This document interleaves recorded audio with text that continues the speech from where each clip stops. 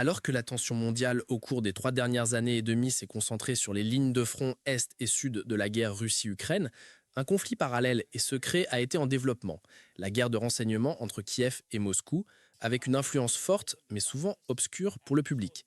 Les services secrets ukrainiens, le SBU, sécurité intérieure, et le GUR, renseignement militaire, ont pris en charge une grande partie des actions tactiques, tandis que les aides occidentales sont devenues plus incertaines.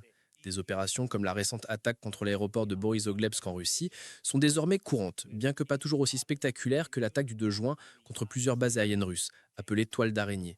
Depuis le début de l'invasion russe le 24 février 2022, ces agences ont frappé des cibles au-delà de la ligne de front, de Donbass et de Crimée, y compris le pont stratégique de Kerch, jusqu'à Moscou et en Sibérie. Ces opérations n'auraient pas pu être possibles sans la coopération étroite de l'Ukraine avec la CIA américaine, qui, depuis 2016, a aidé à créer l'unité d'élite ukrainienne 22-25, composée de jeunes officiers patriotes et déconnectés du passé soviétique. L'une des figures clés de cette unité est Kirilo Boudanov, maintenant à la tête du GUR. En même temps, le SBU a subi une transformation profonde.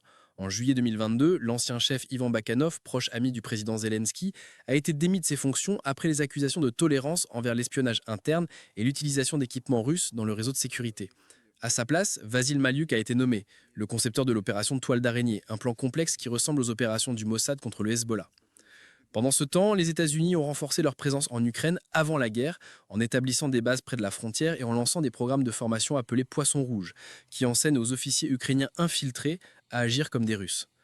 La guerre en Ukraine n'est désormais plus seulement un affrontement sur le terrain, mais une confrontation sophistiquée de renseignements qui façonne l'avenir du conflit loin des jeux du monde.